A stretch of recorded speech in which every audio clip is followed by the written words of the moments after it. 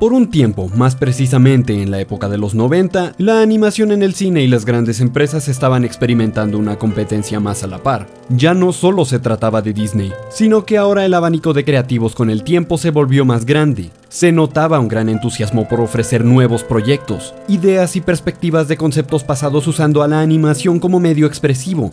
Y a finales de esta década, esta historia fue el caso de un hombre gigante metálico que vino del espacio.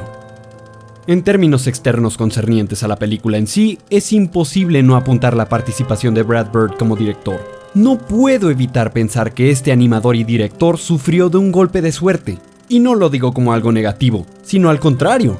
No es ni por asomo su primer trabajo como animador o siquiera dirigiendo, pero sí su primer aporte trabajando de guionista. Y dada su filosofía laboral y su amor por la animación, es un alivio que haya podido sobrellevar sus trabajos pasados hasta llegar a su spotlight llamado El Gigante de Hierro, ya que eventualmente nos traería mejores joyas en su lugar. Pero seré solo un poco condescendiente con Bird y no enalteceré su ingenio en el apartado guionístico como suelen apuntar otros críticos. El Gigante de Hierro tiene su base como material original en el libro de The Iron Man, A Children's Story in Five Nights, escrito en el año 1968, por lo que de entrada solo tuvo la labor de adaptar dicha historia al formato de película. Lo llamo punto condescendiente porque es relativamente más sencillo partir de algo ya existente que no es muy bueno y volverlo competente con un mínimo de conocimiento en escritura. Aunque cabe aclarar que el trabajo de adaptar una historia a medios diferentes siempre será un reto, y cuando se hace bien, el mérito no es para menos.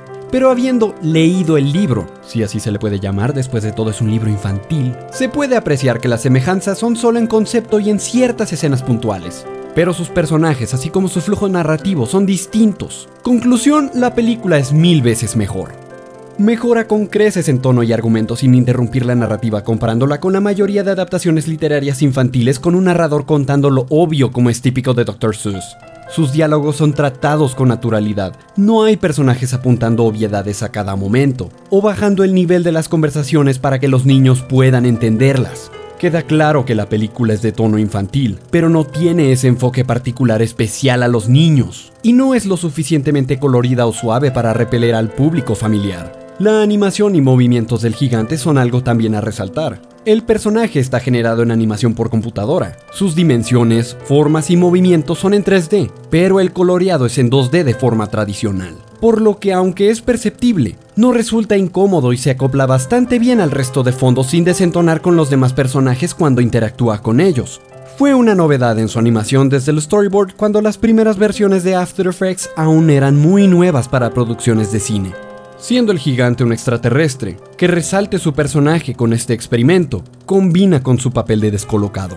Sumado a que la historia se desarrolla en pleno auge de la Guerra Fría con el constante temor a una guerra nuclear que invadía América por los 50s, el ambiente es algo atípico pero propicio y muy bien pensado.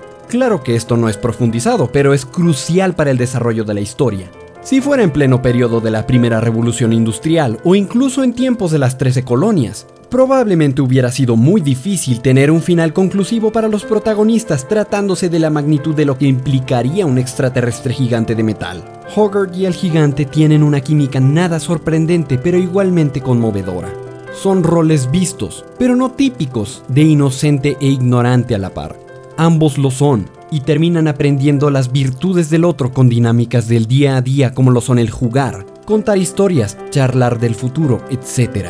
Los otros dos personajes restantes son a su modo de igual forma particulares. Kent Mansley y Dean McCoppin, el primero siendo un sujeto normal que trabajaba para el gobierno que termina cayendo cada vez más y más en su propio interés y en el de su nación. Hasta se podría alegar que en perspectiva, incluso teniendo en mente sus métodos de chantaje, Mansley no hizo nada reprochable sino hasta el final donde se convirtió en un paranoico desquiciado impulsivo cobarde en ese orden. Obvio el personaje está hecho para que no simpaticemos con él. Mi punto es que no es tan homogéneo con su papel antagónico y su objetivo es comprensible. Él solo buscaba saber qué acontecía en el pueblo dada la paranoia de la época, y trabajando de cerca bajo altos mandos del gobierno. De buenas a primeras al principio solo cumplía con su deber de salvaguardar la seguridad del país.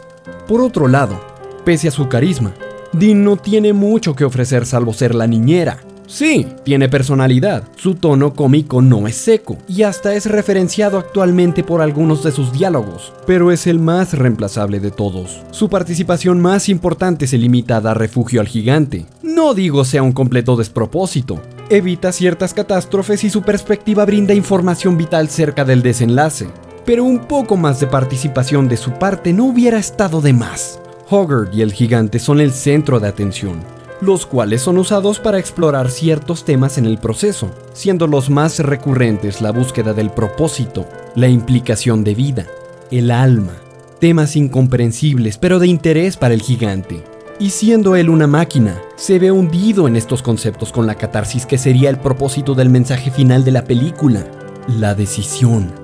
Y en cuanto a este, siendo el gigante construido con el propósito de matar y conquistar, este va en contra de su naturaleza al desarrollar conciencia y encontrar fuerza de voluntad para reprimir su impulso instintivo. No es una película antiarmas como algunos han llegado a apuntar. Jamás se deja implícito que éstas sean malas, sino que se centra más en las intenciones del usuario. Ahora bien, ¿algún problema considerable en el filme? Como bien ya quedó claro, al ser todo un set bajo la premisa de el alma de un arma, y estando situados en este mundo, al final, aún así dado el contexto fantástico, lo más realista sería que Hoggard hubiera muerto. Y aunque no puedo considerar que sobreviviese un error tan grave puesto que era el parteaguas para dar cabida a la cólera del gigante, y precisamente poner la cuestión de la elección sobre la mesa, este último, pese a estar anticipado y excusado, es un entorpecimiento el haberlo dejado vivo. Si se razona un poco, nulifica toda previa implicación al propósito de haber ponderado tanto en los temas del alma, la vida y la muerte. La catarsis de haber retratado al gigante como un mártir es inútil y obsoleta. Sosiega la construcción de temas bastante fuertes que estaban cimentándose de maravilla por solo no querer traumatizar a los niños con la implicación de que el gigante pudiera volver a regresar. Es una hermosa película, con un final contraintuitivo si pretendía darle valor a los temas que trata. Personalmente me llena de nostalgia. La atesoro en mi corazón como muchas otras que marcaron mi vida. Y es, de nuevo, deprimente saber que la recepción en su tiempo le representara un fracaso. Pero siendo justos, esta película está a pocos pasos de un sello merecedor de obra de culto, quedándose muy apenas en lo bien hecho con 3.5 de 5 estrellas. La dejaría apenas en lo decente, pero solo el final es lo más reprochable que tiene. Y tampoco es que se trate de uno desastroso, pese a lo que ya mencioné de lo poco pragmático de su mensaje.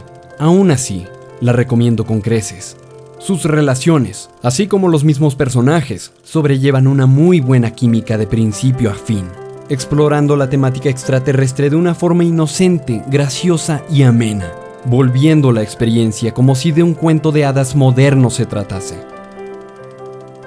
Esta reseña fue sugerida y votada por mis Patreons. Por favor, considera darme $1. Solo la gente exitosa y adinerada puede darse el lujo de apoyarme y ver su nombre en mis videos.